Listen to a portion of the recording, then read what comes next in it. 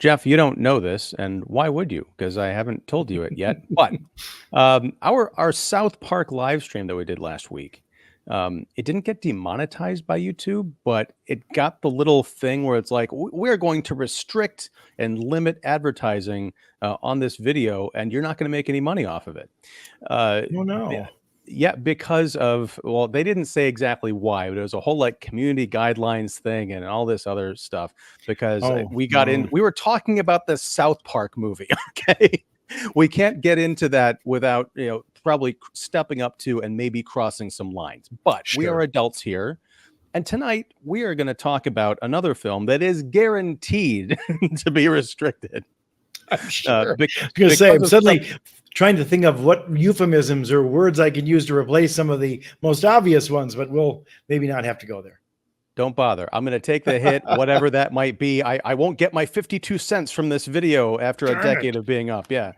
Because I believe in speech. I believe in freedom. I believe in great, fun conversations, which is the one I want to have. Although the subject matter at hand does not lend itself to a fun conversation, but I think a necessary one. We are talking about a new documentary called Sorry Not Sorry, and it is about the not so much the rise, but certainly the downfall and reemergence of one stand-up comic named Louis C.K.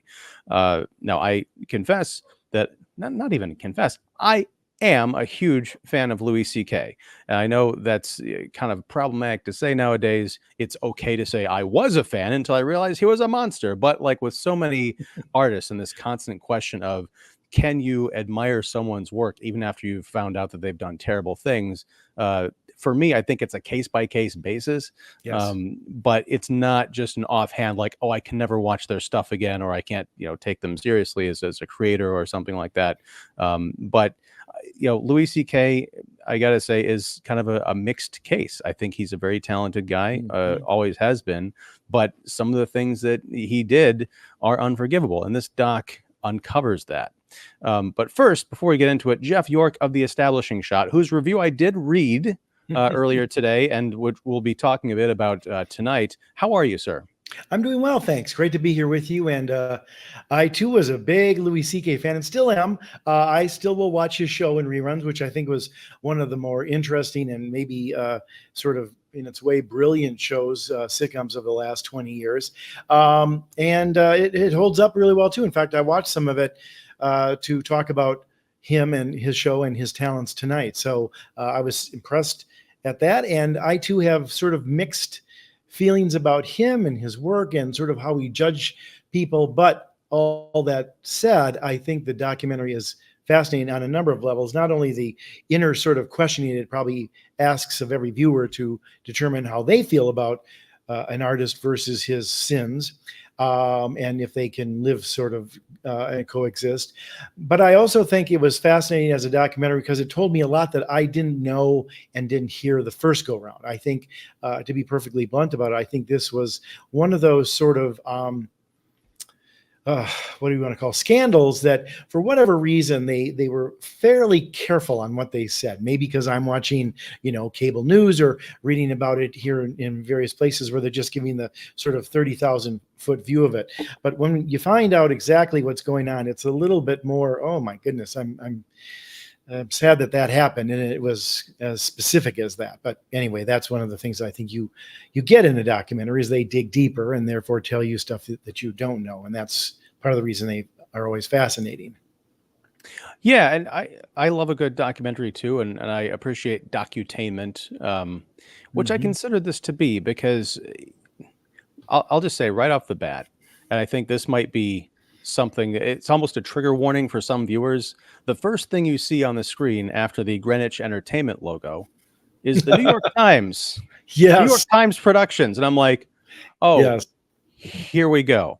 Yeah. Now, I'm not a big fan of the New York Times. In fact, I've just, by pure coincidence, just started reading what is shaping up to be a great book called Morning After the Revolution, Dispatches Mm. from the Wrong Side of History by former New York Times writer Nellie Bowles, and she's writing about a lot of the insanity that happened in the last Mhm. 5+ years, and the New York Times Mhm. coverage of it, and how weird it was to be Mhm. sort of a liberal in that organization when it was sort of taken over by leftists, which is a Mhm. different kind of Yep, that's right. categorization altogether. That's right. And a lot of that was, Me Too was caught up in that, and of course everything that happened in 2020.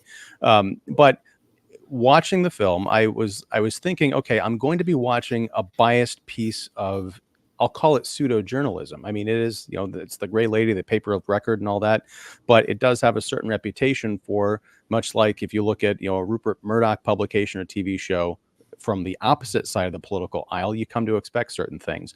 And I Mhm. was not disappointed. I was disappointed, but I did find that there were just as many questions I had at the end of the documentary, Mhm. as answers to questions that I may Sure. have had when I started. So yeah, I guess the starting point would be, the people that, they did get to talk, on camera about these, not even allegations, because CK copped to Yeah. them. Yes. He was never jailed. I don't even think there were any court cases. It was No. all settled, as they say, in the court of public opinion, which I think is Yes. fascinating. Did you know all of that before Yes, I starting the remember film? I remember knowing that there was no official charges made and no kind of arrests or anything like that, and that indeed he did, like so many who didn't, cop to it pretty right away, pretty soon, and went very public with it. Wrote a sort of, I don't want to say editorial, but almost like an apology sort of editorial about it, which was a little bit carefully worded that maybe you could quibble with some things, as in hindsight, it seems more obvious where some of those pulled punches or sort of excuse making was there, or whatever. But yeah, I do remember that he kind of, got away from it legally, but arguably, I don't think he's still quite come back as much as, you know, you might think he has, even though he's come back rather well so far, in many respects. And I think part of that is because that I don't know how much people really know about this. I think they hear about it and they're not quite sure what category that stuff falls in. But for me, that was what I found most fascinating about this, is the trying to understand what he was doing and then being told those stories by the women on the other side of it was like, holy shit, that's pretty weird stuff. And it's not like, oh, they're drunk and they're kind of having sexy talk and they're getting a little carried away. It's like, no, suddenly out of left field, Louis C.K. decides to pull out his junk and start playing with himself. Now, even if he announces it to him and says, hey, I'm going to do this, it's like, really? I mean, would you do that with your girlfriend or your wife without sort of announcing it or talking about it beforehand? I don't think you probably would, or at least unless it was part of your routine already, but you sure as hell wouldn't do it with a casual comic crony of yours backstage in the green room. And yet, often was the case, this is what he did. And it's just, when you hear that, you kind of have to stop, as I did watching this, and go like, now, wait a minute. How does that happen? I mean, that's brazen to the point of like, I mean, is it assault in the sense of like, well, physically assaulting and hurting somebody and all that?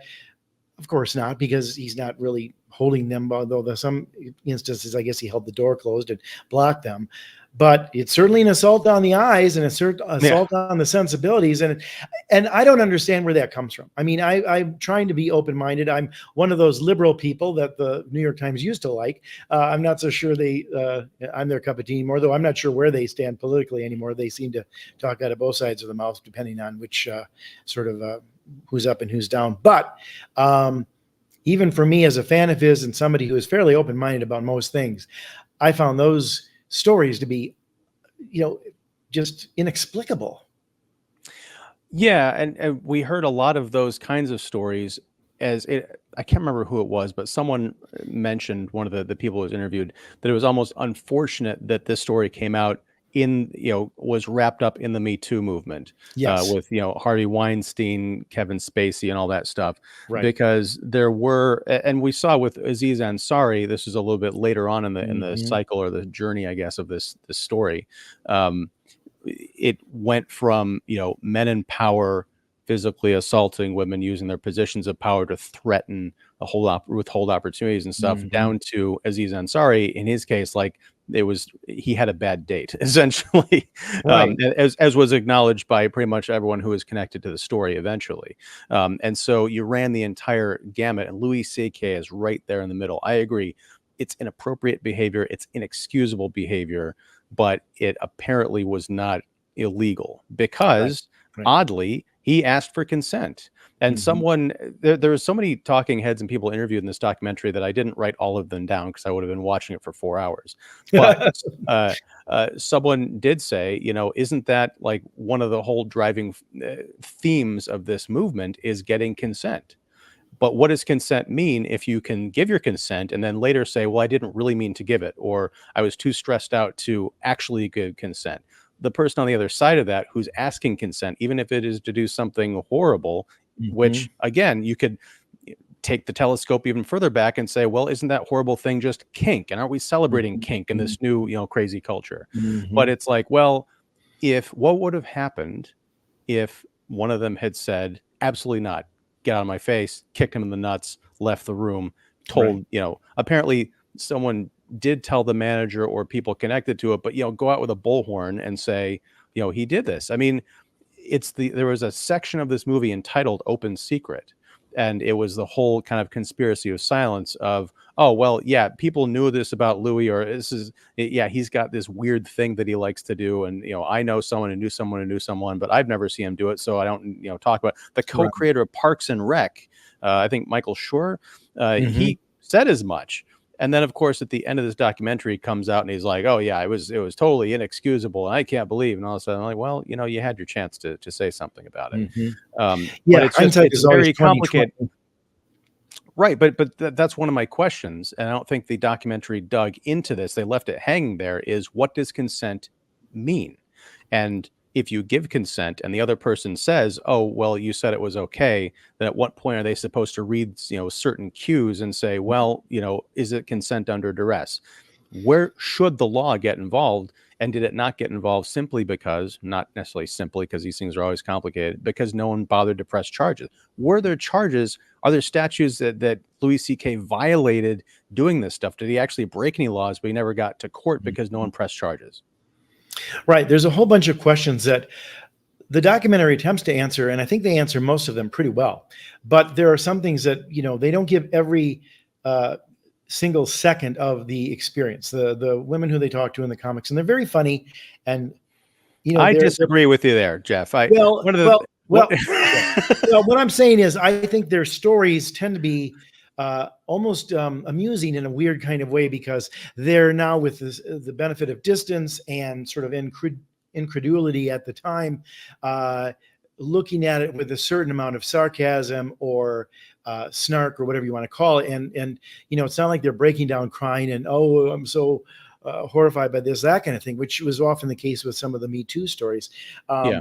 But they're telling it, and it's almost like you're telling a weird story about how suddenly a Karen came out of nowhere when you parked in front of her house and decided to beat up on your side of your car because you were parking there for a party and she didn't want anybody in front of her thing, that kind of stuff almost. And then it escalates. You're going like, what the hell happened? And she broke your windshield.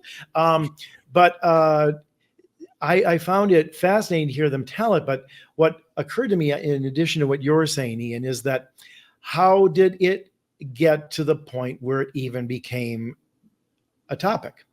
Like what was talked about before that? I mean, or was there a certain amount of familiarity that these comics had with Louis C.K. or, for that matter, anybody in show business? I think the one thing that you said that was kind of an interesting thought, and it made me think and sort of made something go off in my head, is you talk about the world of kink that we live in. I think what this documentary maybe misses a little bit by not talking to CK, and we can talk about that a little bit later, but not getting the entire story. Like, you don't know exactly how these things happen. And that is, the whole umbrella of showbiz is a little bit odd. Oh And yeah. and a lot of stuff goes there. And I mean, I've heard about stories, and I know people in the business, as do you, and you hear things. I mean, to be perfectly honest with you, I heard stories about Kevin Spacey when I was in my mid-20s and he had just started out on Broadway. I had heard those stories. And that he liked to have fun at parties and do a lot of the kinds of things that led to this.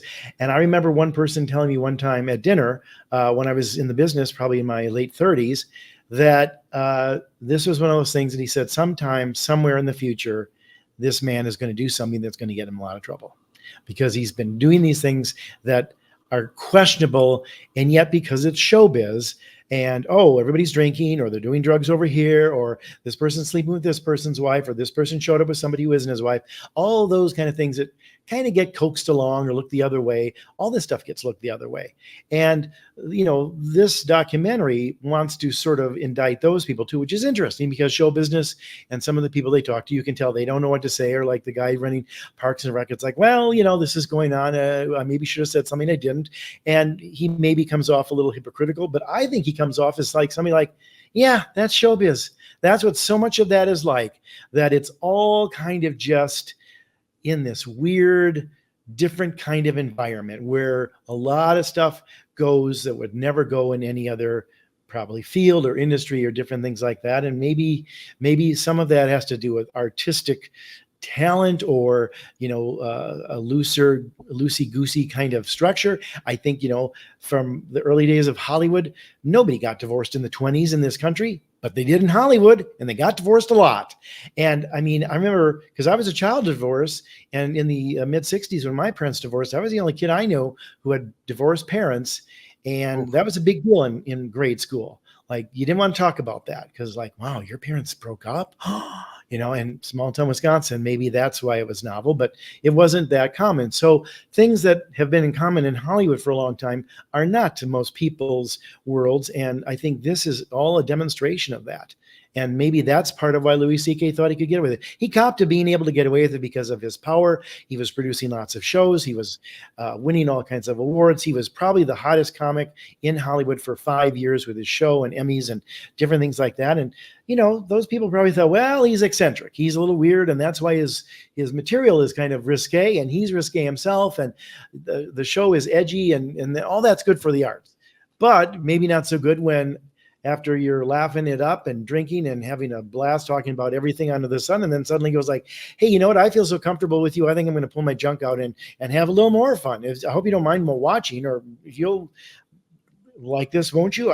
Who knows what he's really deep down thought, but okay, then it went too far. But it keeps pushing all towards that. And we don't quite know that play by play that could have led to that, and seem to maybe walk right into it without that seeming uncommon at the time, until you get home and go like, oh my God, we were having such a great conversation. We did a little blow. We did a little laughs. We gossiped about this person. We talked about this person doing this, their peccadillos. And then suddenly, boom, he's masturbating in front of me. What?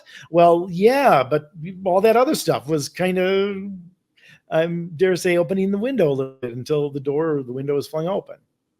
Not right. It is kind of it smarter, is. but it's easy to see that escalating. Yeah, it is kind of a weird thing, and this isn't the how short was her skirt kind of thing, but it is that idea of being in an environment. There's cocaine, other drugs, there's booze, there's all this other stuff, but the guy masturbating in the corner and asking people to look, that's a step too far. Sure. And that's I do want to underscore that, like, what he did was, and I'll even say is, because that's the other thing. And I'm sorry, my thoughts are all over the place. But you mentioned that Louis C.K. was not interviewed for this documentary. At the end, there's a title card saying they reached out and he didn't respond to or participate, which I can kind of understand why. Yeah. It's the New York Times Productions reaching out to you and say, hey, we've got all these people coming out and talking about what you did, you scumbag. You want to comment? And like, because we know you've kind of buried it and gone past it. That Grammy for Best Comedy Album helped, but we want to reopen up that whole thing. And would you like to talk about it? Do you have a better story for us now? Yeah, I mean, the New York Times labeling it, all that kind of stuff, is a little bit of hubris on their part. I think it would have been far better if that hadn't been done, like, oh, because it's from the New York Times, this has that credibility. We're the guys who helped expose Me Too and won a couple of Pulitzers for it. I mean, they're almost saying that. And they made a movie about that team, which completely flopped because people are like, stop. Anyway. Yeah, and one of those women was one of the interviewers here too, as well. So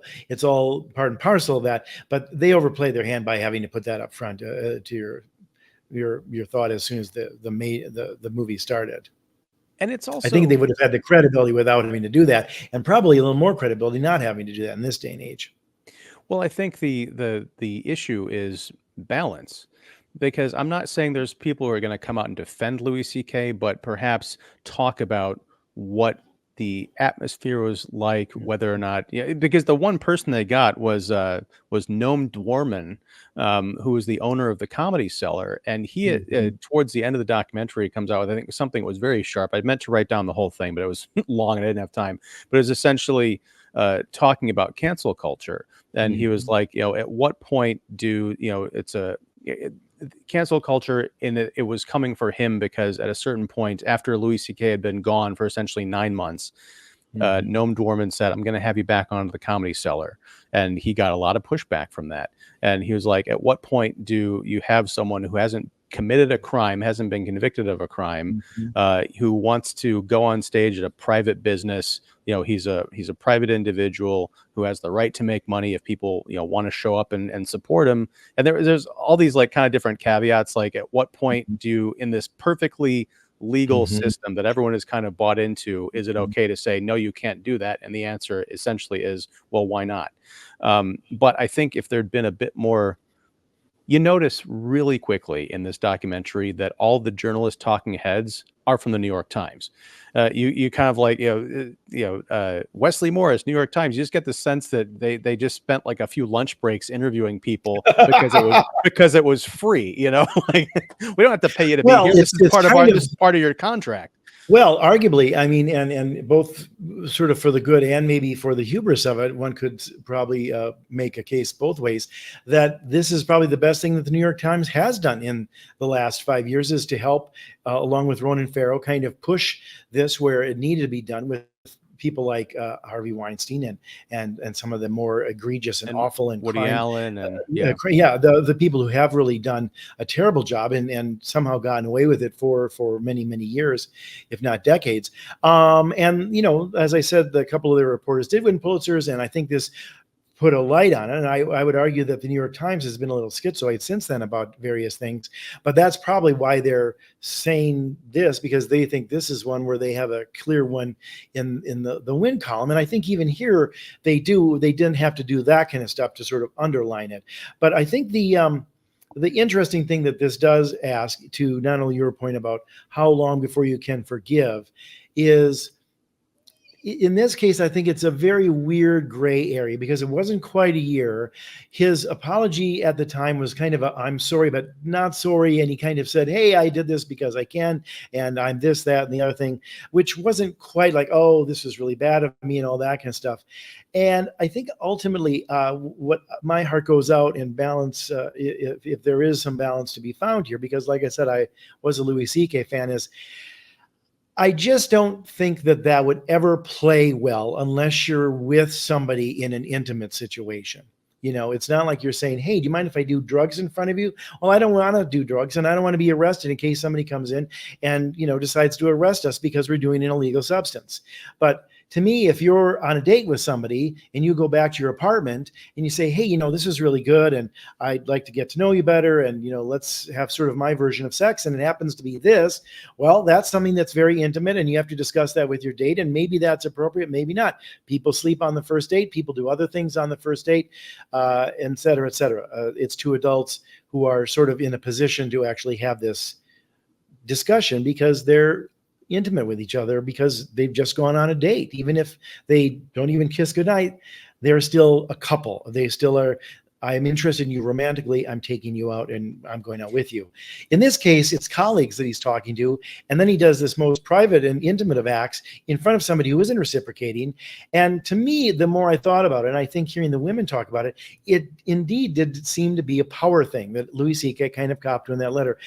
But to what end? What's the point of that? I think it's to challenge them, embarrass them, sort of humiliate them in a way and see if they're cool enough or tough enough or show busy enough to be able to handle this. And I think that's a little true with some of the stories about Kevin Spacey and other people that aren't good. But I think there is a certain amount of hubris. And I think that is the key word here. Hubris that is so inappropriate that it does become assaultive. It does become a question of the man's integrity, let alone his morality. I mean, if he said, I'm going to tell you a story about my mother having sex with my stepdad and how noisy they were and blah, blah, blah, if that was a story. Now, somebody might go, Jesus Christ, do I want to hear this? I don't know. But that's one thing.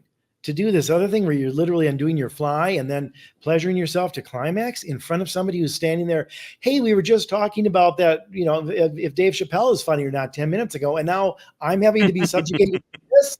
That's a bridge too far, Louis C.K. And I don't know what you're thinking. And he got away with it for a decade or more. Again, like the Kevin Spacey stuff, people have talked about this going on for years. Well, I mean, the thing is, like, why is that his thing? That's my question. That would be the first question I'd ask Louis C.K. Why is that your thing? What do you possibly hope to get out of doing that in front of these women? Do you want them to join in? Do you want them to get down on their knees and orally pleasure you? Do you want them to cry? Do you want them to run out of the room and you go like, see, women comics, they can't really hack it. They shouldn't be here. Or what's the point? Why are you doing that? That's the question I don't think anybody's ever really answered. And in his apology letter, I don't think he did. It's a great question. And as far as the why goes, I feel like, and maybe you can help me out with this, if you even remember, because it was a very brief line, but I picked up on it. I did jot it down. But it was Abby, and I don't remember, what was her name? Her last name? I've got some of that written down. Where is it? Sorry. She was a comic. Anyway, I'll just call her Abby. I apologize. Abby Shackner. Abby Shackner. Yes. Yeah, there you go. At one point, she references Louis C.K. talking about, in terms of like humiliation, right? That referencing what happened to him in Aspen, and kind of being ridiculed for it. The only reference to Aspen I can hear, or I remember from the documentary, is a story that was recounted by, I think, Jen Kirkman about a comedy duo like from Chicago. Writers. Writers. Yeah. They went to the Aspen Comedy Festival and kind of backstage or in his apartment. I think they went up to his hotel room and he did the thing and it freaked them out and all that other stuff. But that wasn't a story that got out and caused him humiliation. There is some anecdote somewhere in his past, I'm assuming that happened in Aspen, that caused him great, deep humiliation and might unlock the key or be part of it to why he feels the need to do this. But that's just mentioned. And I think a better documentary, the person questioning it, and maybe they did and just didn't make the cut, but then that's on the part of the part of the editor and or co-directors, is to follow up and say, wait a second, can we rewind what happened to him in Aspen? I think that's important. Not that anything excuses the behavior, but if we can at least, to your point, Jeff, understand it. I think part of the problem with his apology is he didn't say, I'm seeking treatment, or this has opened up a lot of avenues, and I've taken these 9 months off to explore. There are some great comics, including Michael Ian Black, towards the end, talking about what was so disappointing about Louis C.K.'s comeback is he rode the wave of fan sentiment that he was canceled unfairly, that what he did wasn't that big a deal, because he didn't go to jail for it. No one kind of stepped forward when it happened. It all kind of came out later, sort of Cosby style, except in his case, he really did commit crimes, right? Right. But he didn't take the opportunity to address it on stage through his act. And that's what he'd been known for 20 years, was that, honestly, that's why I connected to him. The kind of the day-to-day, everyday observational humor that really cuts to the heart of, the complications, the contradictions, the messiness of being a human being. In fact, it's highlighted very early on in the documentary that he was out there telling us for years that he's got these weird sexual hangups about masturbating and uncomfortable, discomfort around women. And it keeps up saying like men are the number one threat to women in the world. And and one comic kind of made fun of him towards the end. He said, "Yeah, he's a method actor that that Louis C.K. or method comic or something." But getting back to that, it's like All right, yeah, we don't delve into the reasons for it, the psychology behind it, what it all means, kind of Mhm. big picture stuff. And we do get conversations with a few people that know him well. Mhm. There's a Sarah Silverman bit that we see early on, but I don't know if that's from this documentary or something else that they paid the Right. rights to use. But my question is she the Meryl Streep of this situation? Because there was that one Academy Awards a number of years ago where she was up on stage saying, "I'd like to thank God, Harvey Weinstein." Mhm. Interesting. Yeah. So Sarah Silverman, my question is, what did she know? When did she know it? But see, I think you've hit on a thing that is part of the problem, and that is people knew what Harvey Weinstein was doing. And what do they do about it? But because he was powerful, because he was getting people lots of money and Oscars and things like that, even somebody like Meryl Streep, who, you know, by all ostensive measures, is probably a great feminist and or liberal, open-minded, strong for women kind of person. Certainly by example alone of, you know, having the career that she's had, and very few women have that kind of longevity, especially as they age. It's tough on everybody in that town, especially women, of course. But why didn't she say more than that? Or why would she go out of her way to call him God, like he's that great? If she knows what he is and has dislike of him, she could have said something like, and I'd like to thank Harvey Weinstein for helping produce this, or like that, and been fine. But when she says God, is like, well, now suddenly you put him on a pedestal. So is he bad or not? Or did you know it at the time? Or what did you think? Same with Sarah Silverman. It is funny. And I love your point, and I didn't think about this until you just said it, but not that they have to try to be a psychologist here, but if they had talked to a psychologist about maybe perhaps where Louis was coming from, in lieu of him not giving his own information on it, uh, and I'm not saying that would have been a fair substitute, but they might have at least ventured into it, because the fact is his work and his stand-up and his show. In fact, that was one of the things when I was watching his show again. It's funny how often he puts himself in these sexual situations on the show, and various places where he doesn't look particularly good, or No, is that's the shtick really is he's making himself look terrible. I mean, the one that Melissa Leo won her best supporting or guest performance in a comedy is where he went to a dinner party. She was the other guest they tried to set him up with. They go out and they're talking in her pickup, and she ends up blowing him. Pardon my French. We're not going to get the advertising dollars.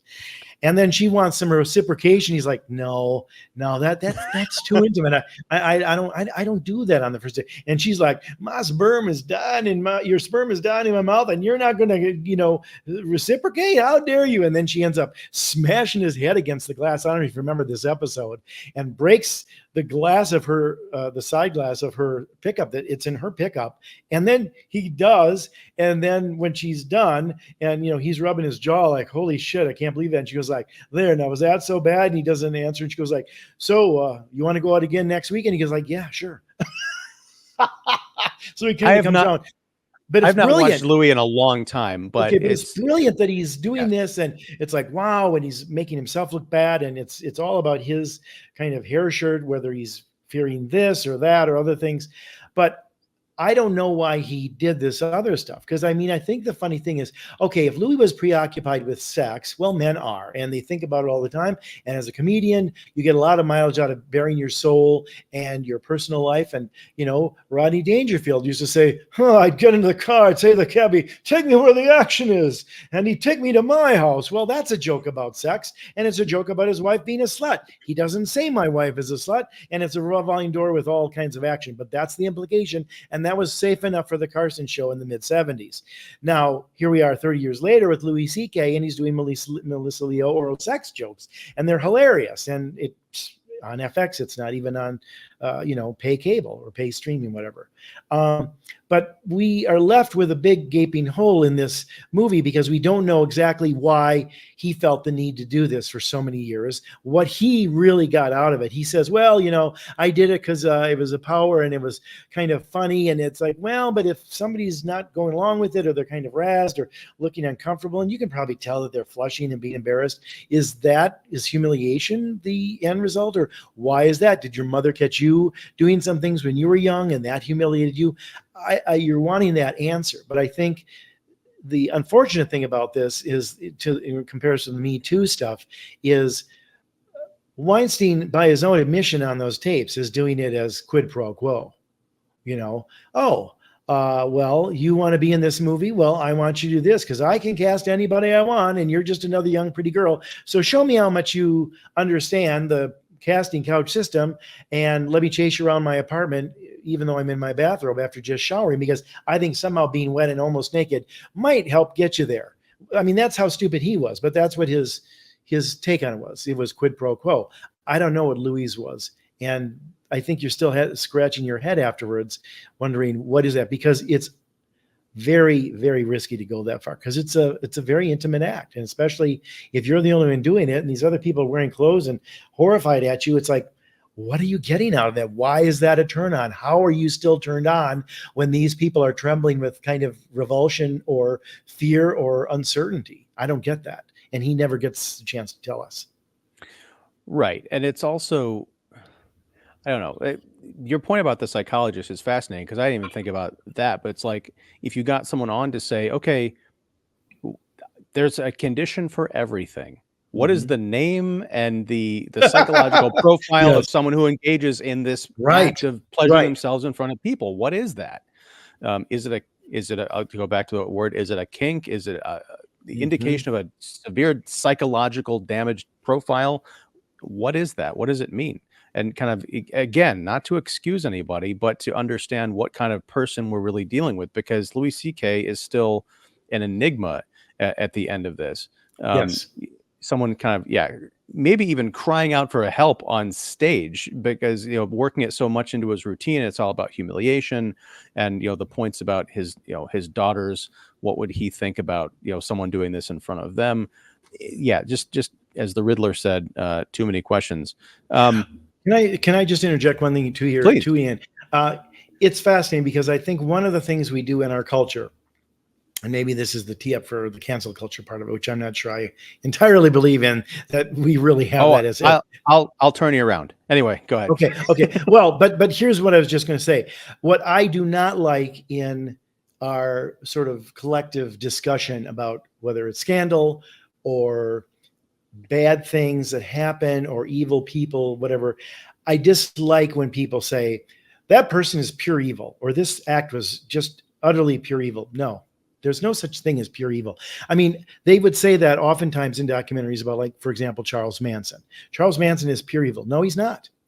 I know exactly why Charles Manson does all the stuff he does. And for the criminologist and the people who've dug deeper and talked to his members and understood his history and all that, you understand exactly what Charles Manson is, what he was. And if you want to even just be surface level, Terry Melcher did not give him the recording contract that he thought he was going to get by being buddies with him, and he may have just done it as a revenge killing. But the other stuff that drove Manson's bigotry and his, delusions of grandeur and him wanting to be a cult leader and have all these women and everybody at his beck and call, and his penchant for violence, all very explainable. And none of it is, well, the devil made him do it or he's pure evil. I hate that kind of dismissal. And I think here the same thing is like, well, Louis C.K. is just sick, or he's just an awful man, or he's a pervert. These are perversions. Some of his acts were not anything but maybe despicable and unexplainable and really rationally completely grotesque or immoral. But why? Why is it? There's a reason why he did that. And it's not just he's evil or Charles Manson is evil or anything like that. There's always stuff to be understood. And this film at least does that with the victims, but it doesn't do that much with him. And I think for me, the one thing I did like, and before we get into your twist on the cancel culture thing, I think is what I did like especially about it is I've not heard these women and their stories, not like this. And what I felt sad about, and the saddest thing I think, and in some respects, this is the sort of lesson of showbiz. It is a tough, ugly business. It's not called, show art. It's called show business. And there's a nastiness to it, and it's a tough town. Everybody knows that. And most of these people basically kind of didn't want to be around it anymore. They kind of left or kind of withdrew or, questioned themselves or questioned whether they wanted to be around this kind of stuff. And I've heard that story from many people who aren't in these extreme situations with a certain person like Louis C.K. And that's another sad side to, I think, Hollywood. As much as we think it's all glitz and glamour and money and fame and all that kind of stuff. It's a tough town. It's a cold town, and these people just decided it wasn't enough to worth it. It wasn't worth it enough, and this kind of stuff kind of took the air out of the balloons, and that's sad, because they may have been talented and they may have been fine otherwise, or maybe not. But to know that this directly contributed to that is an unfortunate thing. Yeah, and I made that crack earlier about, like, you thought the female comedians were funny, and I did not. It's because we get like bits of, especially Jen Kirkman. She's the most heavily Yeah, profiled comic in the right. thing, and we see bits of her stand up, and it just, you know, it just seemed very generic. It was like I Yeah, could be watching any of 10 comics. I don't know why yeah, she sure. was so special, right? And that's not a knock against her. She did make a career for herself and a name for herself despite, these kind of adverse conditions. And she ultimately, when she came out with, there's so many twists and turns, particularly in her story and her relationship with Louis C.K. But the Hmm. last thing she came out with, she made some kind of a vague reference to someone in Hollywood who's very powerful and an Emmy winner who did these disgusting things. And then Right, she got a lot of blowback. And that is essentially what, I guess, caused her to retract right. what she had said. And that complicated matters Yeah, further. yeah. But to a person, they all, they're older comics now, or they've left the biz, or they're not, particularly soaring high where they used to be. To what you had said, Jeff, it is a rough business, and I thought it was. I would have liked them to have been challenged a bit more. Hmm. Um, because it's hard to say. It's easy to say, hey, Louis C.K. did this and it broke these women and they could never go back and all this other stuff. That's not exactly what happened, as far as I can tell watching the documentary. At the very end, Abby Shackner, she opens up a comedy club of her own called The Fourth Wall. And she's like, this is how I'm coping. I Right. think it was her. And there's like three people in this like black box theater, and she's getting all hyped up for like two people. I'm like, I guess. But she also said, or no, it was that was her story. And then there was the other one. Oh my gosh, I think it was Megan, the girl, the lady who ended up selling stuff on eBay because she was no Hmm. longer in the business. Right, um, right. right. And she said, I left the business behind because I could not in good conscience be involved with people who would do that to other people. And so now I'm selling stuff on eBay, except for the occasional gig at the comedy club if they'll let me on. I'm like, well, which is it? Yeah, Are yeah. you That's a little not, unequivocal. are you, I'm Yep. not, I'm outraged. I will never Right. work with these people again unless they, call me or return my Well, and calls. it's funny too, because I don't know if you remember the movie The Way We Were, but people forget how interesting it was in the last third, where it got political because of the Chicago the Hollywood blacklist, and Robert Redford is a writer, and Barbara Streisand, his wife in it, is one of the people who's defending those who used to be communists back in the 20s and 30s, or at least members of the Communist Party, as many college students were, including her, as presented in the movie. And there's a scene where they're going to the trial of one of the Hollywood 10 or whatever, and somebody takes a swing at her and then ends up getting in a fight with Redford, and they're ushered into the dining room, which is empty, and they have a big argument. And Redford's character says, "What does any of it matter?" He said, "In another 10 years, this producer, who wouldn't work with this writer because he was supposedly a communist, will ask him to write something for him, and he'll do it. They'll both do it. And what did all this matter?" And in some respects, it is silliness, but not only the whole Red Scare, which was going on in the 50s, and the fact that they were our ally to defeat Hitler not 2 years earlier, and then suddenly 2 years after that, we're all spooked about Stalin and the communists, and then going into the 50s with McCarthy et al.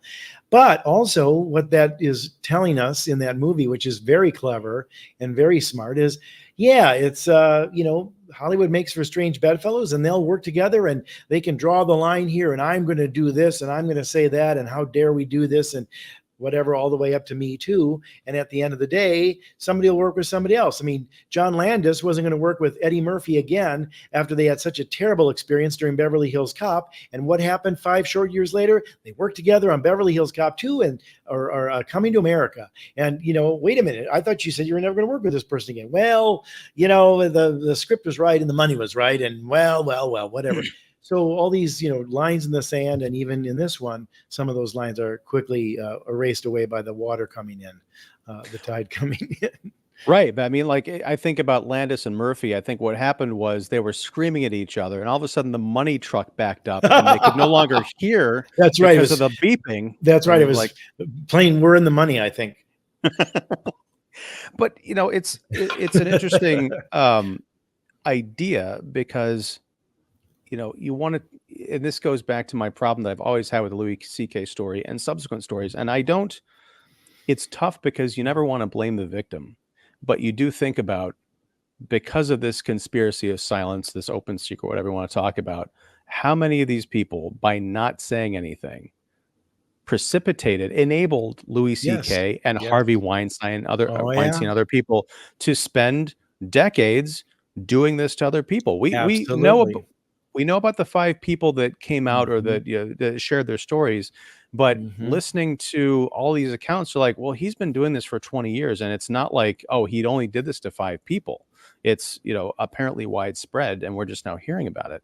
So yeah, it's tough because, and I don't think it, like, none of that was asked during the documentary, again, because I feel like there's a sensitivity, which, perhaps rightfully so. These people have been through something horrible. I mean, not that having someone masturbate in front of you is necessarily the worst thing in the world compared to some of the other things that could have been done to them in that situation, but it was on some level traumatic. So you don't want to push it too much. But I, as a viewer, have these questions about the environment, the culture, the people involved in this story. Like, Hmm. there's a very interesting bit where Jon Stewart is interviewed a few times, during this Hmm. documentary. It's mostly not by the filmmakers, but like kind of archival interviews around the time that this Right. happened, Right. and he's talking about, how it's a weird sandwich, because I think initially he was like interviewed right after the story came out. He was on the Today Show being interviewed by Matt Lauer, interestingly enough, Yeah. who had his own, he Not had his exactly. special. Not exactly His the right person to deliver the 1-2 punch. Well, and we'll get back to that in a second, but Sure. it's just funny because, like, I think the first interview we see with Louis C.K. is him sitting down with Charlie Rose, and then we see him sitting down with Matt Lauer. I'm like, oh my God, this is I just know. like all these people who, in this time, also got Hmm. swept up in sexual Hmm. scandals, Yep. Yep. and who, until they were busted on these sex scandals, would go and all stern faced, like, oh, talking to victims or whatever, like, tell us, how did it feel to be like in the clutches of this powerful man? I'm like, you fucker, you're the one with the button underneath your desk that locks the door so that Well, people can't leave. there's a famous clip of Matt Lauer. I think he's interviewing Sandra Bullock for the movie The Proposal that she did with Ryan Reynolds, which is a Hmm. pretty funny movie if you remember it.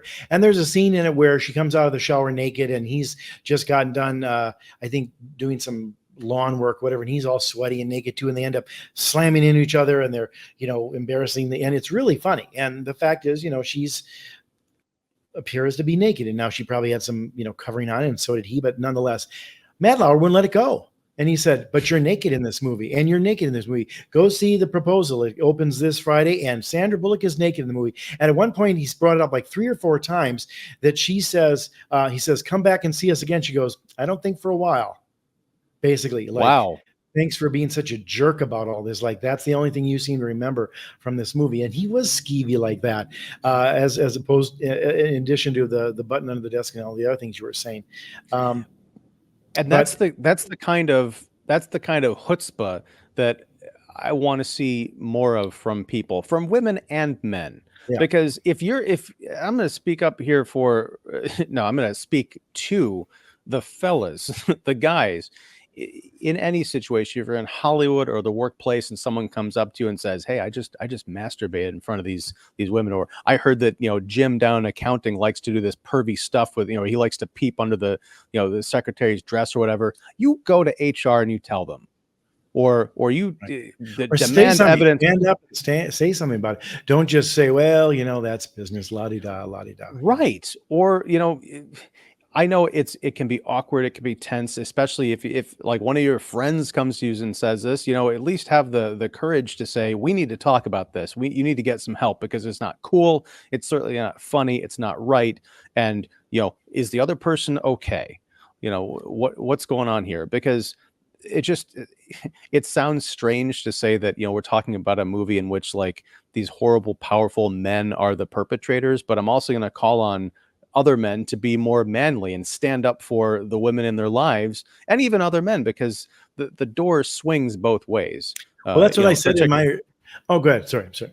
Well, no, I'm saying like there, for as many horror stories as we see in this movie about women, to your earlier point, Hollywood eats people up and chews them out. There are thousands, possibly hundreds of thousands of stories of, I mean, you look at the movie Swimming with Sharks, with Oh yeah. starring Kevin Spacey, and Frank Yes. Whaley is his sort of underling, who puts him through all these humiliations and Mhm. almost drives him to it does drive him to kidnap Kevin Spacey and do all these like horrible things. The thing with the paper cuts on the tongue still gives me the Yeah, yeah, heebie-jeebies. yeah. But it's just like it's an equal opportunity offender. There's all these injustices, indignities, humiliations, and yeah, some people do leave the business. They're like, I'm not going to do this anymore. I'm going to go be a dentist somewhere, and rightfully so. But in terms of committing these acts, committing crimes that step way over the Mhm. humiliation of like, oh, I auditioned for movies for 10 years and I never quite made it, so I just went back and did something else. This is completely different because it does damage people and it can ruin lives. And it's weird because you think about the Meryl Streeps, you think about the Sarah Silvermans, people who have reached the kind of the pinnacles of their careers. Again, what do they know? When did they know it? But also, what does it take to have suspicions that your friends and colleagues are doing these horrible things, and to, perhaps you were the victims of it yourself and you've kind of overcome it and this success Mhm. is your revenge.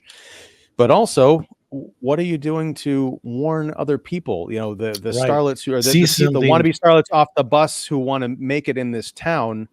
They come to as you and say, oh yeah, I've got something going on at the Weinstein company. Like, oh no, no, no, Mhm. no, go to Yeah. Fox or someone else. Well, it's like if you see something, say something. Those signs in the Yeah. airport, they saw it and they didn't say anything about it, which is interesting because when Me Too first started happening and the whole Harvey Weinstein thing came out, it was popular for everybody to chime in and have their 2 cents about it. And one of the things that I remember Jessica Chastain said is that she chose not to work with Harvey Weinstein because she heard from the very first days that she was in Hollywood that he was that kind of guy and you didn't want to get into a room with him and work for him and all that kind of stuff. But again, good for her, but for her own personal choice. But where were Ben Affleck and Matt Damon? And the story about Brad Pitt of supposedly when he was coming on to Gwyneth Paltrow, and they were together for Shakespeare in Love, and he threatened him and stuff like that. But he's doing films with them, and they're letting this man produce everything for the next 15 years. And I'm not saying it's up to Brad Pitt, but he's a big star, and he saw it directly happen to him, and or Meryl Streep or all these other people, even Jessica Chastain, they all heard about it, and somehow it just gets coaxed along, moved along, quiet, shoved under the rug or whatever. And I think, to me, that's one of the things I liked about this movie is I think at the end of the day, they showed a lot of people who knew what was going on. They didn't say much about it, and it begs the question why. And I think part of it is we as a society do not like to question money, especially when we're making money because the company is doing this or this CEO is doing that, or this executive producer like Harvey Weinstein is doing this, but we're all benefiting from it. So we look the other way, and hopefully it won't happen to my girlfriend or my best friend or whomever. Or, I think we tend to forgive and forget very quickly in this business. We don't remember much past 2 or 3 years, and we move on. And maybe there's part of us that wants to forgive. It makes for a better narrative in the news business too. I called my review "The Rise, Fall, and Rise of Louis C.K." because I think it is about him, how he became this big thing, producing all these shows, winning Peabody Awards. I think he's won 2. How many win 2? Journalists don't even win 1, and he's won 2 for a sitcom. And then he's laid bare, and 2 years later he's back in Madison Square Garden, and 3 years, 4 years later he's winning Grammys, and it seems like everything's kind of been okay. And yet you look at this, it's like, well, this went on for a decade, and nobody said much, and they're still not saying about it. Like two And decades. Yeah. 2 decades, and people aren't talking much about it. They talk to some people who probably knew a lot more than they admit, or people like the guy from Parks and Rec said, "Yeah, I heard about it, but I didn't do anything about it. Now he feels still guilty, but he didn't feel guilty about it, even though he's a producer of a show, to say something about it when he knew it." And you don't know if he did some other subtler things or prevented things from happening, but it I think is pointing a finger at all of us, saying how quickly we forget stuff, or let a certain spin go into the way we remember it now, or things like that. And that goes across the board on so many things that are in our pop culture, or on television and in the news and stuff. And it's a little bit, I mean, ultimately, as I think they're pointing the finger at Louis C.K., or they're also pointing at showbiz, and to some degree, they're pointing at the audience is like, well, we all forgive and forget a little too quickly sometimes. Well, and I think there's something to that, and that could be a documentary in and of itself, is sort of audience culpability. Yeah. Because to your point, we forget these scandals, some of us do anyway, or we allow these kind of rumors to, and I might be being hypocritical here, because I'm saying like, oh, I love Louis C.K., I still listen to his stuff, or I know people who won't watch Woody Allen movies anymore, or Roman Polanski or any of that stuff, Kevin Spacey. I'm like, these are all very talented people, and I want to appreciate their work, but I'm also giving money, attention to them. That if one of my kids, or if I had a daughter and she was involved with one of these people, I might be singing a different tune, but I don't know. I might not, because I love movies and they tend to be very effective, and they are a form of entertainment and sort of propaganda to perhaps help us, forget the real Right. world, Right. which is what they're meant to do. But yeah, I don't know. It is so tough. Let I me think. ask you this, Oh, Ian, go ahead. because you said you were going to talk about cancel culture. Yes, we will get to that in Oh, a okay. second. Sorry. Yeah. Okay. But okay, yeah, the idea of cancel culture, I know, and that this really chapped my hide, because someone, I don't remember who it was. I don't know if it was Wesley Morris, because I think it was a voiceover that was carried over between a few scenes. And someone had said like cancel culture, they started talking about cancel culture, which everybody knows doesn't exist, or cancel culture is bullshit. I'm like, again, New York Times, you're showing your ass on this one, because there are plenty of people out there who would disagree, and not just the people who have been canceled, because, or quote unquote cancel, whatever you want to call it. But I believe cancel culture is real. And I was thinking about this today. It's not just the effect, it's the intent. Because Hmm. people can say, oh, J.K. Rowling, well, she's not the best example, because she's almost cancel proof, because she's a multi-billionaire with the Harry Potter franchise. Right. But you could say with Louis C.K., like, okay, yeah, he got canceled. He lost his, TV shows and stuff, but he came back 9 months later, and now he's making movies again.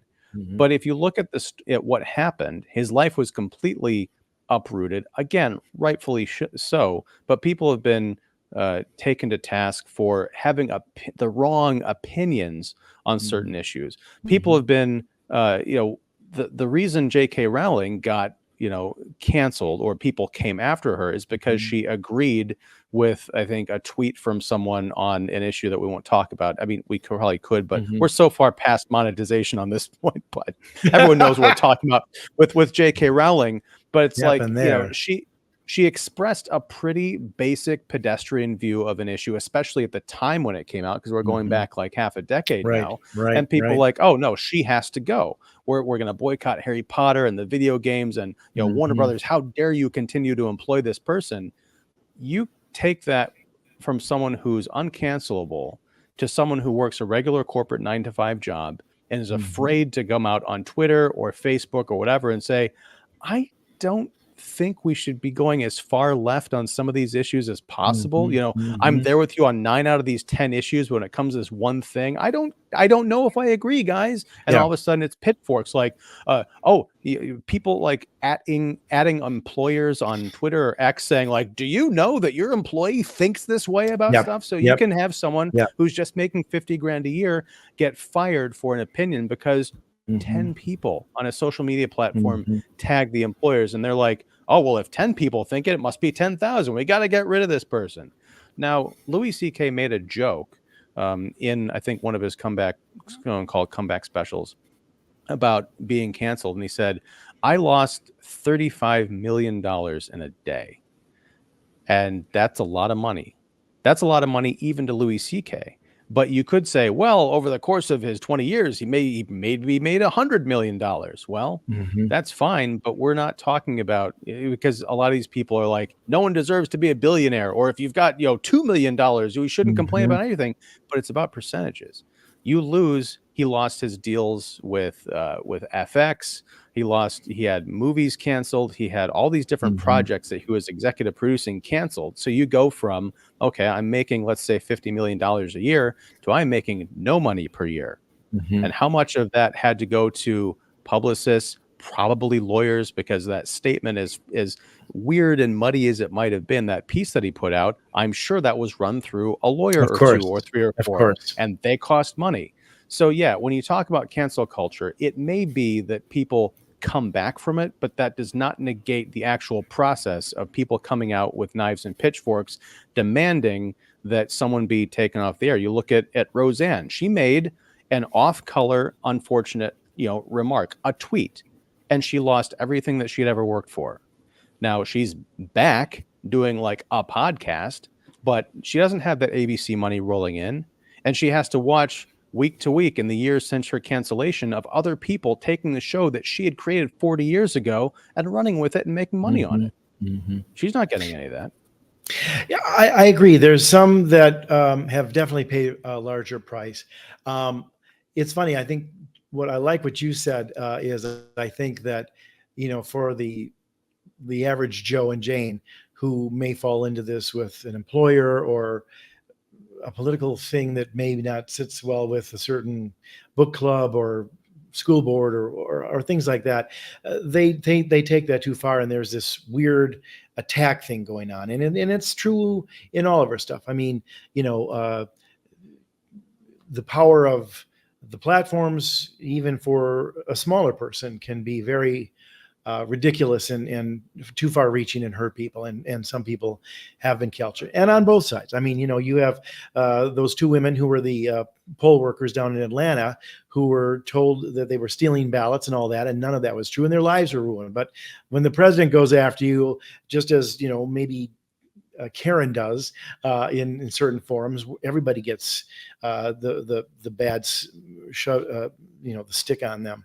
So it's awful. The one thing I will say though, and I said this in my review about so much about cancel culture, it didn't take him long to come back. And 35 million, if he's got $300 million in the bank and lost 35 million, I can relate to that. But still, how can you? I can relate to that. But I mean, it's an awful that. But he probably has plenty to live comfortably or whatever else. Although on the other side, you could say, well, he got away with this for 20 years and maybe didn't realize that he shouldn't be doing that. And plenty of people weren't happy with it, and et cetera, et cetera. But it is funny that I think a lot of the people who are making the most noise about canceling and, oh, woe is me and their victims aren't.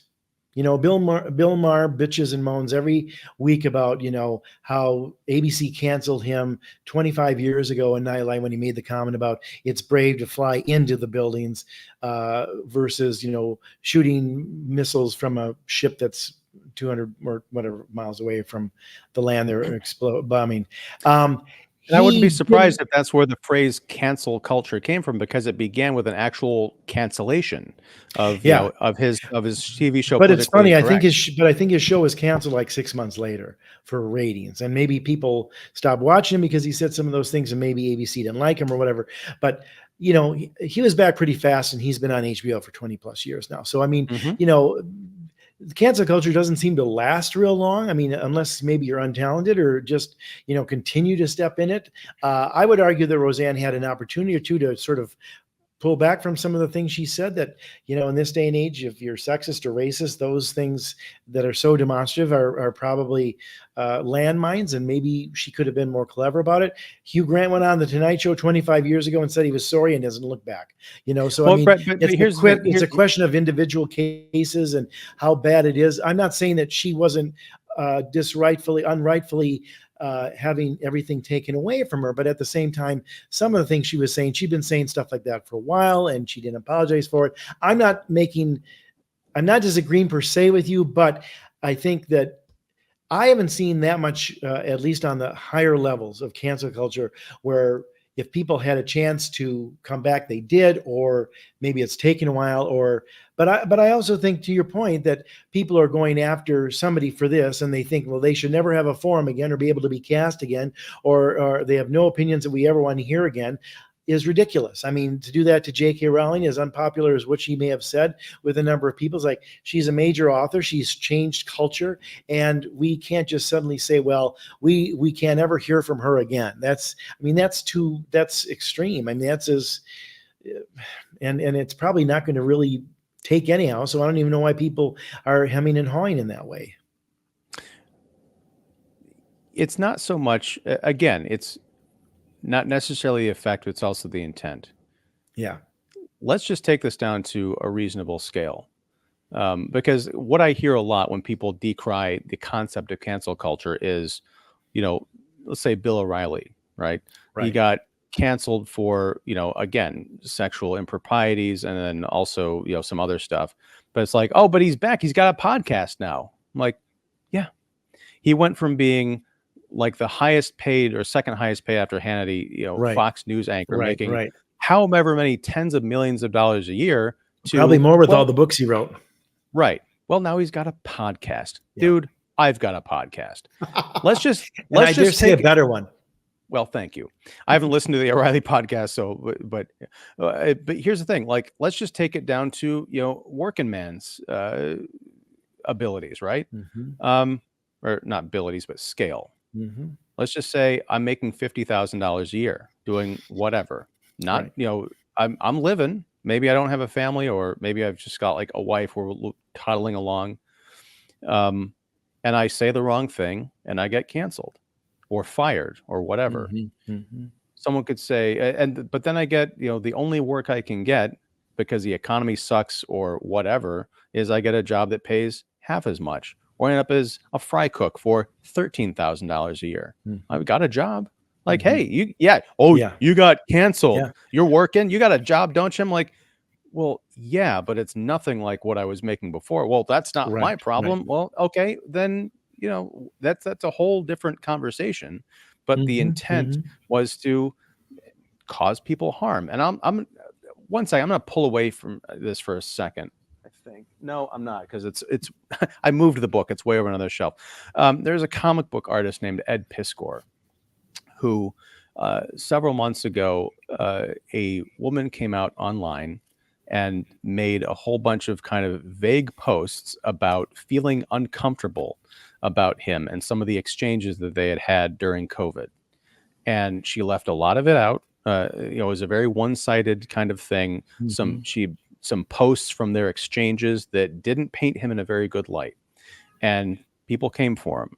And he was a Pittsburgh artist, and he had this big art show that was supposed to be opening up.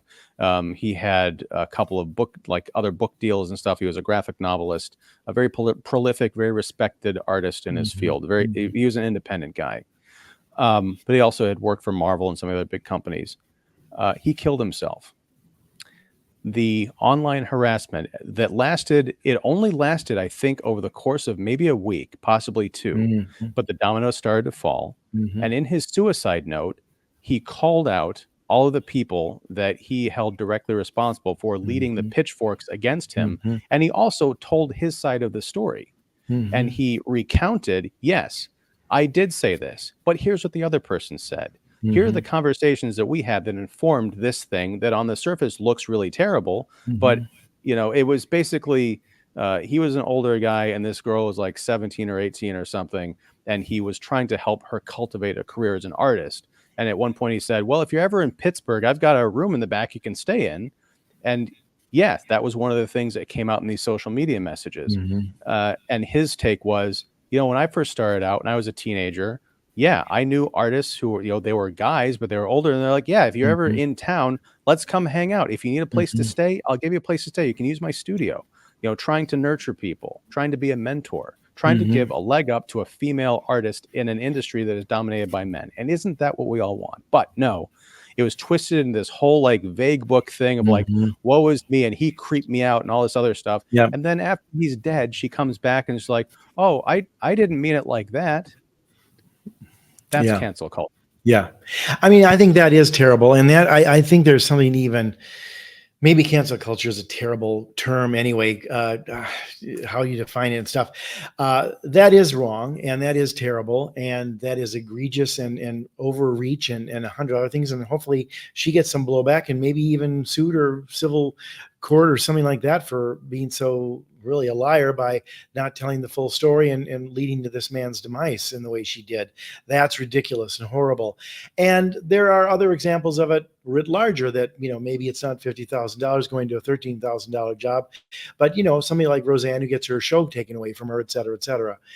However, I think in cases of like Louis C.K. and Harvey Weinstein and Bill O'Reilly, the behavior that they exhibited, I don't think they were canceled. I think if they were, Bill O'Reilly would have been canceled for saying hundreds of thousands of things that he said over the course of his 20 years on Fox that were considered to be awful by certain people who maybe go after him. He got basically canceled because he had to pay $30 million to a woman who he was sexually harassing. And we don't know how much or why the version of it, but $30 million is a lot of money to pay to somebody when you're in the position of power over her that you have in the news media and stuff. So it must have been awful. But I hear you. I mean, I think that there's too much Karen, too much cancel culture attitude, too many people coming for them. I mean, I hate Twitter and the public forums where people think they can come after them and say these things and in 180 characters destroy people or crucify them for this, and they don't know the full story, or they hide behind avatars or fake names or gang up and stuff, and they don't know those stories. It's terrible. But I mean, that's also sort of been coming for a long time as far as news, and going back to the way journalism always used to be in the 1800s, and yellow journalism was created and so that there's been just people being bad actors and bad people and overreaching and going off half cocked and all that kind of stuff. It's awful. But in this case, I mean, I think that Louis C.K. lost 35 million, took a while to come back. Maybe it was short. He came back pretty definitively. I'm not so sure that he ever entirely said the right thing or apologized in the right way. And I'm not like Karen or some of those people say he didn't apologize in the right way that I have to say he did. I think by most measures, he didn't really say he was sorry that definitively, and more or less told us why he did, because he's a rich man, which is not quite contrition. But to your very point, Ian, I think there is nuance in all this. And I think case by case, you have to sort of look at it and see how bad it is and where the line is. And I think it's different in many of them. I get it, but it's even what you just said and how you phrased it. Like, you don't think that he apologized, that he was quite as contritious as he should have been or whatever. That's a judgment you're making. You're right. It's entirely possible that that was a sincere apology, maybe clumsily delivered. Maybe it wasn't as expansive, or as I mentioned, where's the I'm sorry and I'm getting help. I'm sorry and I'm trying to make amends, that kind of stuff. See, I agree with that. Right. But to me, I've adopted a policy in recent years that I apologize once, because there are too many people who are like, you apologize, but then they want you to keep going. Like, I'm sorry I did this. Sure. Oh, I said I'm sorry, and I apologize. No, you apologize once, and if that's not good enough for some people, then that's their business. You move on, you absolve yourself, and get back to the business of just moving forward, right? Because it kind of gets back to this finger wagging cancel culture sort of business where they want the apology, they want it exactly the right way, and a lot of times, even if you apologize, it's admitting to an entire suite of things that you might even, people might be kind of like piling on.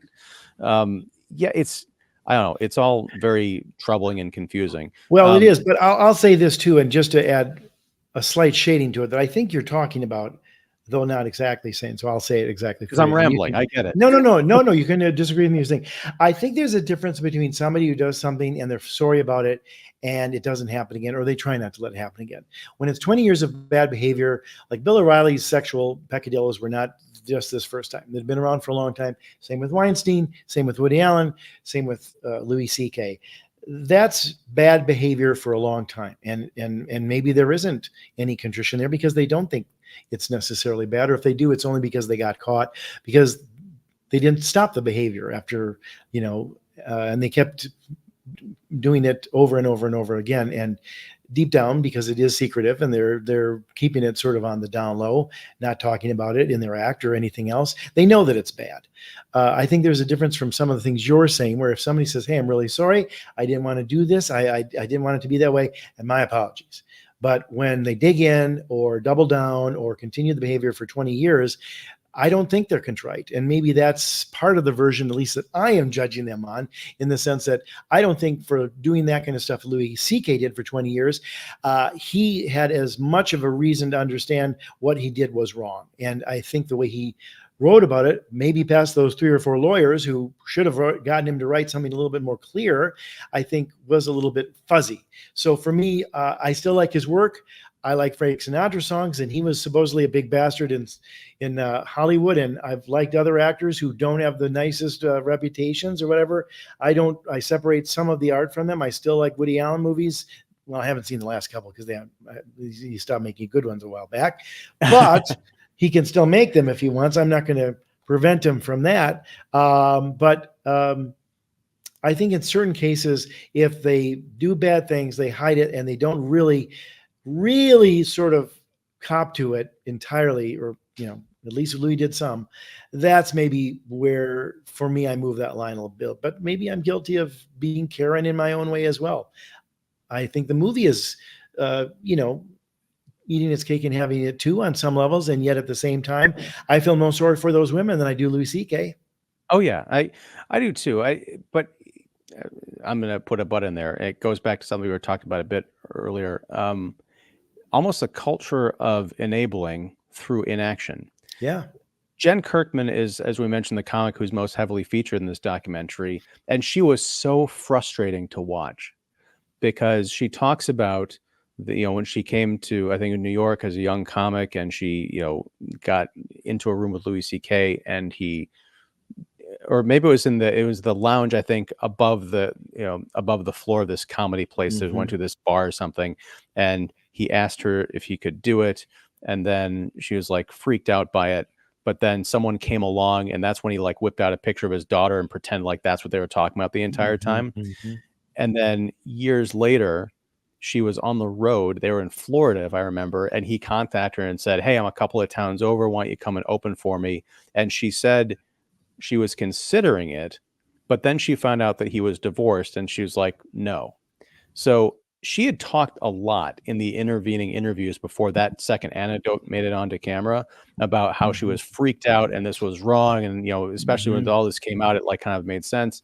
But then that kind of climbing almost attitude of opportunism, it's like, oh yeah, I'll put myself in that situation with him. Oh wait, he's divorced.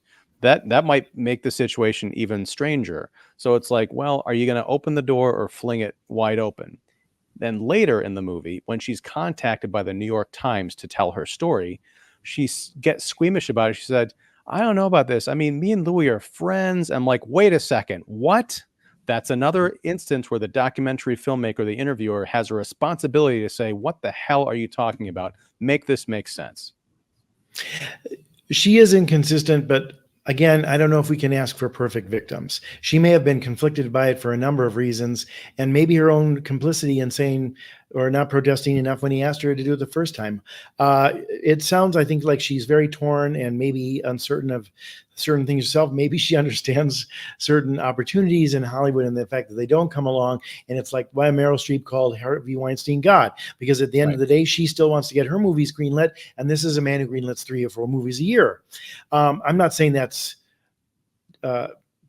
perfect or right or even understandable. And to your point, maybe the journalist should have asked those questions, or that should have made it into it as they're trying to figure out where the plausibility, the enabling line is for many of the people, where show business is part of all this and the strange business that makes people act unusual and maybe make those compromises that Robert Redford talked about in the way we were.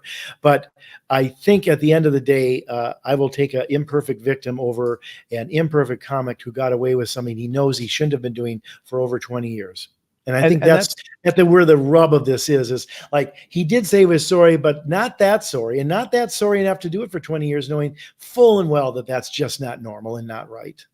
First of all, I appreciate your use of the word rub in the context of this conversation. I didn't even realize that, and usually I would. And I appreciate you the fact that oftentimes throw out these very droll deadpan puns and wait 1001, 1002 is he going to react? Oh, there he goes. Finally, But he's no, catching up. but I'm not equivocating or whatever here. Isn't I that do want to funny? well, yeah, but I just want to underscore here Yeah. again, what he did was wrong and inexcusable. But what I'm getting at with there should have been more demand on the part of the filmmaker, the interviewer, is this it's a picture is coming together in my mind that the Hmm. documentary doesn't help fill out. Yes. It's if Louis C.K. has been doing this to female comics, and did he do it to male comics? Yeah. No wonder. Is this strictly a power thing? Like Hmm. they never asked that question. Right. Whether young Right. and upcoming like male comics, was it I have to Hmm. masturbate in front of women, or is it just like I have to Yeah. show it to somebody, doesn't matter who? Hmm. That question never gets answered. But my point is, if he's doing this and women like Jen Kirkman, I don't want to say that too cavalierly, but let's just say Hmm. her in particular, she's carrying on a 2 decades long Yes. relationship with him of And he some wasn't kind. the big power broker when she was first encountering him doing that 20 Right. years They ago. talked about he was in a transitional period where he was doing this absurd comedy that nobody really cared He about. was a And working comic, but he was not the superstar that everybody knew and was producing 6 shows and all that stuff. So, yeah, right. So why didn't she say something then when he really couldn't hurt her? it's still entirely possible that she gets off the bus in New York and he's a more experienced comic, which means like, oh, it's like 2 years, but he's still Yeah, kind of her right, senior. Like there is right. still, if you want to look at it a Yes, certain way, a that's power true. dynamic. That's true. But what I'm saying is at no point do we get the feeling that she reported this or Mhm, told him off, said, put your dick away. mhm, It's never going to happen. And if you do this to mhm. other people, I'm going to the cops. Right. In his mind, it's easy to see if he's doing this to a whole bunch of women who are playing along, it might put in his sick Mhm. imagination to say, well, They think everyone's it's kind of funny cool or with it's it. all right. Yeah. Right. So when he comes out and says, yeah, I did these things, it's like, instead of saying, "Oh, I never did that," or whatever, it's part Mhm. shame and guilt because he was caught in a very Right. public way, but it's Right. also like, well, yeah, because no one fucking stopped me.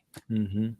I mean, that's what I think hurts the documentary is that some of those questions aren't asked. And I said, even in my review, they needed to find out a little bit more about him and what he was doing in doing that. This illuminates the women's side. It illuminates a lot of the details that most people did not know, including me. And I read about show business and cover it, obviously, as a critic and pay attention to it as a fan of it all. But they didn't dig deeper into wanting to find out who he was, why he did that. In some respects, he's just put up as sort of the beast, and that's it. The question is how he handle the beast, as opposed to, well, again, he's not pure evil. There's some reason that he did this for 20 years. There's a lot of reasons that he did this in his own mind that he would do it in the first place. And the documentary doesn't ask some of those more probing, pointed questions. I think in their mind, just like in the she said stuff, they figure the victory is getting the victims to come forward and tell their story and change the dynamic, change the paradigm, shift the paradigm, or show how it worked then. And part of the Me Too movement and a lot of bad people were brought down with that. But here we are 5 years after the fact. This new documentary comes out. He's basically back to being sort of really on the big time comeback trail. And they want to remind us about it, or at least probe deeper into it, but they don't probe deeper into it on his side. They don't give us any more examination of why he is the way he was and where he is now, even thinking about it in context. Although they do a very good job of presenting what happened and those victims who most of us never heard those stories from or knew who was. But you're right, it's incomplete. And it was my criticism in the review too, as much as I found the thing fascinating, because like all good documentaries, it has a point of view. I learned some things. It was very specific about a lot of the facts, but not all the facts. And him being sort of left out of it, I think is a critical piece missing. Yeah. And again, it would have been a miracle if they had gotten him to do this Right. But wouldn't it and have dig been into worth it. it? I mean, it would have been so much Oh better yeah. if he had been constant, like, "Hey, I'm back and I'm feeling so bad about this." But I mean, I also think like, rather than make jokes about I lost 35 million in it, say, "Hey, I'm back. How was your year?" Which is funny when they show him saying some of those things. And then just say, "Hey, I'm not saying he should have been humble pie or something, but maybe just go on from there." Though I think that was kind of clever enough the way he introduced it, but then turn it into a money thing and woe is me.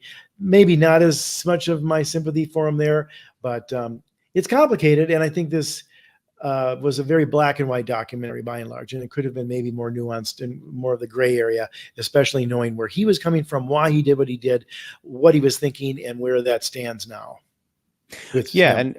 and to kind of wrap it up, because we're going almost as long as the documentary in Wow, it's terms so of length. true. I was going to say, wow, this is a very, very in-depth conversation. Well, at the end, I think one of the other missing pieces is because they say Louis C.K. didn't respond for a comment. Right. I would have loved to, and if they didn't respond, to put that in the title card too, because especially during the comeback section, we get. Oh, I'm sorry, I didn't finish my Jon Stewart thing from an hour ago. But Mhm. at one point, there's an interview or like a recording from a public forum. He's giving a speech. He's being interviewed, and this kid stands up and he's talking about like Louis C.K. and all this. Like the story is just broken, whatever. And Jon Stewart like gives this kind of like smug mugging answer, like. Kind of like the don't believe you read everything you read on the internet kind of thing is like, I'm sorry, I didn't read those tweets. It's like, well, you know, there are It's like other the bad interviews. senator. Oh, I didn't hear that. What was that about? What did the president say? Right. But it's kind of like, Yeah. but there are other moments in the film where he acknowledges that his friend Louis C.K. There have been these rumors about him and all this stuff. That's Mhm. incomplete. I think that illustration in the middle of like him being so disingenuous, like, oh, I don't Mhm. know what the hell you're talking about, and Mhm. isn't it ridiculous, everybody, that this kid has these wild fantasies about Twitter, huh? Mhm. But at the towards the end during the comeback section, they show clips from him being on Joe Rogan's podcast, Tim Dillon, Tom Segura's podcast, kind of making light of the whole situation, like, yeah, I'm coming back and all this other stuff. I would have loved for the filmmakers behind this documentary to talk to them. Like, Yeah, yeah. may or at least explain, like, yeah, we reached out to Rogan and Dylan, all these people, and they refused to comment or Mhm. something. That's another big missing piece. Mhm. You've got this Mhm. guy on your show, he's not gonna talk to us. What was the atmosphere? Was there anything in those podcasts? Because those tend to be 2, 3-hour long shows. Did he Right. talk in depth there? Is that And missing? Joe Rogan is shorthand for awful male. By a large swath of this uh, pop culture world we live in right now. Oh, yeah. Uh, and it's too easy for them to show that and say, well, of course he was on that thing. Mhm. He's been a male sexist pig for X, Y, and Z topics for years. Blah blah blah blah blah. As opposed to, well, he was on Joe Rogan. Let's find out what he said, and let's ask Joe Rogan what his take on it was. But Joe Rogan isn't deemed a suitable person to delve into deeper here because he's on the wrong side of all this Well, especially because political the New York. correctness. Right, and the New York Times had a field day with the whole, like, ivermectin thing back during the Yes, COVID days and all this yes, other stuff. yeah, So, yeah, it's and that's a little understandable. obvious. Yeah, it's a little obvious. A fair, but see, if as soon as they said they were from the New York Times, I think they were trying to from the people who brought you Me Too, and the She Said documentary and the feature film comes Sorry, Not Sorry. The story of Louis C.K. and a couple of brave women journalists. I mean, there's a little of that in doing that they didn't need to do. In fact, what they should have done as journalists is dug a little deeper. Like, okay, we couldn't get Louis C.K. to talk to us, but Joe Rogan got him to talk to him for an hour and a half. Let's see what Joe Rogan found out, or at least show better clips or more clips. Or hell, to your point, call up Joe Rogan and say, hey, we can't get Louis C.K. on the phone. Is there anything that you ascertained from your hour and a half with him that would help explain why he did this, or something that you were feeling, or what was your take on his situation now, unless Rogan didn't want to. But usually those are the kind of things that documentaries at least try, or have titles up that show that they did. I'm not so sure they were interested in using Rogan here, other than a poster boy like, see, these are the kinds of people that Louis C.K. talked to in his comeback tour. He didn't talk to the good people. but to your very point, which is a smart one, is like, talk to Rogan to find out what he said. Maybe they'd find out something from Rogan that they couldn't themselves, but they're not interested in that. Or if they did, it was deemed unworthy, but we don't know that. But he's used a little bit as a punchline here to, guilt by association, kind of quick clip. Right, and to go back to the Nellie Bowles book that I held up earlier, it's very interesting listening to her as a professed left-wing journalist who wanted to work for the New York Times like her entire life. When she wanted to start digging deeper into some more of the controversial stories of like 2020 and that whole era, she would get pushback from her colleagues saying, like, you want to go talk to those Nazis? Like, why do you want to go? Why do you want to go to Seattle? There's nothing to see there. It's like, well, they got this whole like Chaz thing, like, oh no, only right wingers care about that stuff, and it's totally fine. It's the people's revolution, So there was a culture, according to her book. Now this is her account, but there is / was a culture of, you got to be on, again, it's called dispatches from the wrong side of history. You want to be on the right side of history. And you got to do that by being a good person. And that means, knowing what the line is and staying on that side. Don't cross over and start talking to those other people, because you're going to get, right wingerism on you or something. So yeah, it's a very, I think this is kind of a compromised documentary. I think the seeds are here for someone to come in and say, let's expand this by an hour and a half and get some balance and more investigative journalism, dare I say. Yeah, I think they could have. I think what they did and what they wanted to do is tell the fuller story. Most people don't know it. Talk to the people who we didn't get to hear from, hear their side of it, their specifics, fascinating stuff. Regard the showbiz community, as well as aspects of modern pop culture in our society, as being complicit. Those are three great things here. What they didn't do is examine a little bit more of, the Louis C.K. Side of it and where he is kind of now, which they could have, but they probably wear it as a badge to say he wouldn't talk to us because he didn't want us looking in this or that kind of stuff. That's kind of the way they do it. And to your point about the New York Times, they kind of wear that as like, we're the New York Times. Of course, this is journalistic integrity writ large, and that's why we're starting off the documentary with it.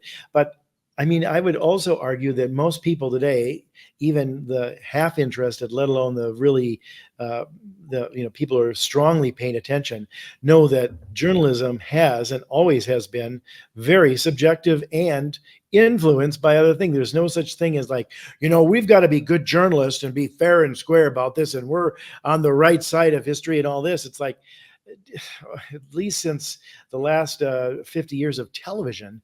I mean, my God, Patty Chayefsky was indicting all that back in 76 in Network. And for them to sit there clean to like, well, the New York Times is the paper of record. Really? Do you want me to go through all the bullshit that the New York Times has perpetrated in the last 20, 30 years of me just being alive as an adult, paying attention to it, let alone whatever?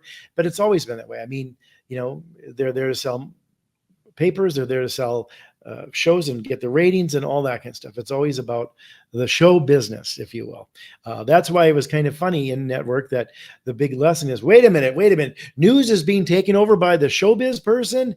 Yes. And it kind of has always been that way. And now, I mean, I'm sorry, as much as Edward R. Murrow was a great journalist, he had a talk show at night that he would talk to Joe McCarthy and Liz Taylor with the same amount of verve, which is, a compromise right there of journalistic integrity, if you will. I don't think that Liz Taylor is going to tell you as much as the important people in the world, but she was a guest on his show, so there you go. And he's held up as the greatest journalist of all time. So it's been a long time that there's been some compromise, and maybe this documentary with the New York Times braggadociousness is not doing themselves as many favors as they think that is. Yeah, it's a puzzlement.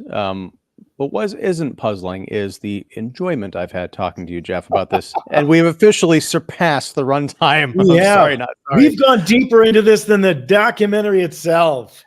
And Jeff, I just want to say that if I end up losing my day job as a result of this podcast, I can officially come out and say, see, I was canceled.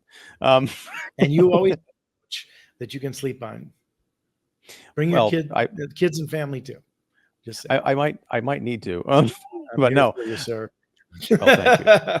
All right. Well, thank you again, Jeff. Again, folks out there, check out his written review of Sorry, Not Sorry. I'll have a link to it down below. It's at the Establishing Shot. Also, be sure and check out Pipeline Artists, to which he also contributes not only the written word, but also these wonderful caricatures. Thank you. And yeah, and thank you for watching. If you've made it through this entire thing, I didn't put up the spoiler banner. I probably should have, but this whole thing has been pretty much spoilerific from the beginning. So if you like this conversation, please like, subscribe, and all that stuff. Be sure and follow Jeff. All of his info is down below. And if you didn't like it, feel free to tell us why, what we got wrong, and we shall listen. And Just don't cancel. Well, Or try to. You can try. Don't come after us on Twitter. Or it's X now. So yeah, come after us on Twitter. See if you'll find anything. But X is where it's at, I guess. But no, I think if anything, I hope we've gotten across we've tackled some very sticky issues with a lot of nuance. I hope people understand that we do feel for the victims of these. They're not crimes, which is kind of weird that these aren't crimes, which is a whole other thing. Like they could have interviewed lawmakers and said, "Why isn't this illegal?" But we are trying to, as funny as this has been in some parts and is offbeat, I think we are trying to lead with a bit of empathy. So thank you, Jeff. Thank you out there for watching, and until next time, whenever that is, whatever that is. Thank you and take care.